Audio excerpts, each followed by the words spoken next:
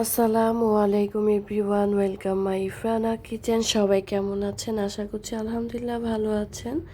আজ আমি করব মজাদার চিকেন ললিপপ। প্রথমে 8 পিস চিকেন ভালোভাবে সিদ্ধ করে নিব।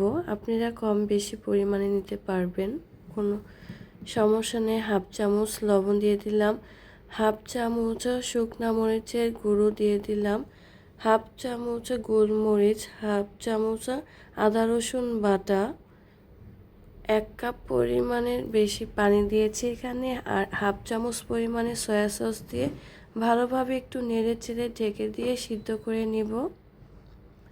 এখানে হাফ কাপ পানি দিয়েও চিকেনগুলো খুব ভালোভাবে সিদ্ধ করা যাবে, কারণ চিকেনটা সিদ্ধ করতে একদমই বেশি সময় লাগে না। আমি একটু বেশি সিদ্ধ করেছি, এই সময় আমার বেবিরা একটু মুখে দেয় তাই ভালোভাবে এটা কুক করে নিয়েছি। এটা শুধু এভাবেও সিদ্ধ করা যায় মশলা ছাড়া, কারণ মশলা ছাড়া সিদ্ধ করলে খেতে ভালো লাগবে কিন্তু অ্যারোমাটা সুন্দর আসবে না। এখন সুন্দরভাবে সিদ্ধ হয়ে গেছে।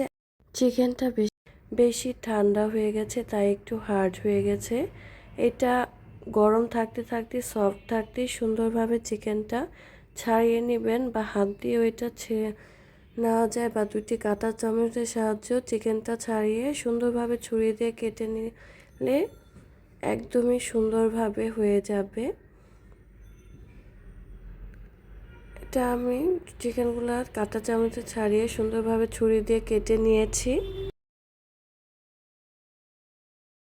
এখন 3টি আলু ম্যাশ করে নিব। আপনারা কম বেশি নিতে পারেন, কোনো সমস্যা নেই। একটা কিছু সাহায্যেও ম্যাশ করতে পারেন বা হাত দিয়েও ম্যাশ করে নিতে পারেন আলুটা ম্যাশ হয়ে গেলে হাফ কাপ পরিমাণে মজরানা চিজ দিয়ে দিব। এটা কিন্তু স্বাদটা দ্বিগুণ বাড়ায়। আর দিয়ে দিলাম চিকেনগুলো।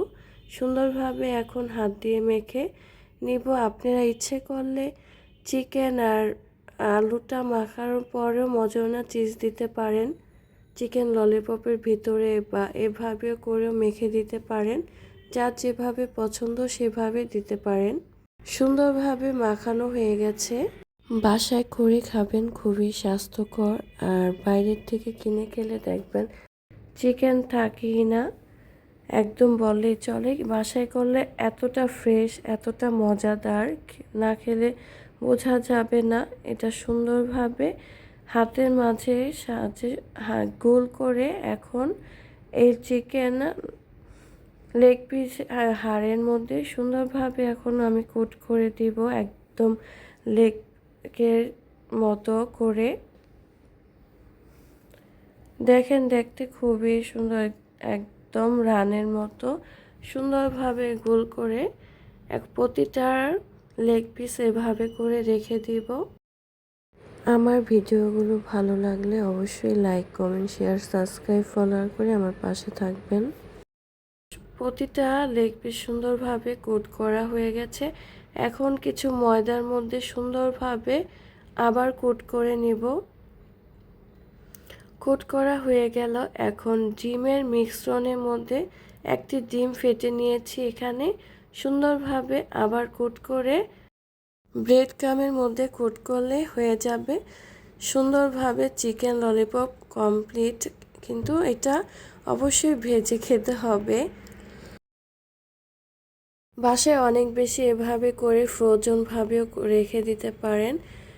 এভাবে ব্রেড ক্রাম দেওয়ার পরে বক্সে সুন্দরভাবে 3-4টা একসাথে রেখে যখন বাচ্চাদের ক্ষুধা লাগে বা বড়দের খেতে ইচ্ছে করে তখনই বের করে খাওয়া যায়।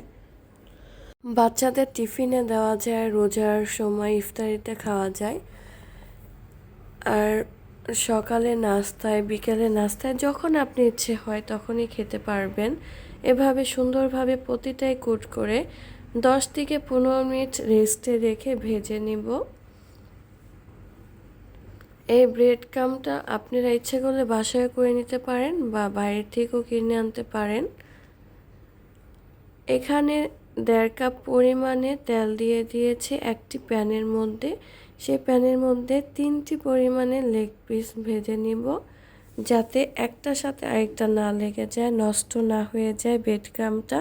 আর ডুবো তেলে এটা ভাজা যাবে না। ডুবো তেলে ভাজলে একদমই ব্রেড ক্রাম্বটা নষ্ট হয়ে যায়। তাই এটা খুব সাবধানের সাথে সুন্দরভাবে কাঁটা চামচ দিয়ে একটু এক পাশ হলে আরেক পাশ করে দিতে হবে, কারণ এগুলো সবই সুন্দরভাবে কুক করা। জাস্ট ব্রেড ক্রাম্বটা কালার আসার জন্য এভাবে সুন্দরভাবে ভেজে নেওয়া। দেখেন কতটা সুন্দর হয়েছে, খুবই সুস্বাদু। বাসায় করে খাবেন, বাচ্চারা খুবই বেশি পছন্দ করবেন। সবাই ভালো থাকবেন। আল্লাহ হাফেজ। আসসালামু আলাইকুম।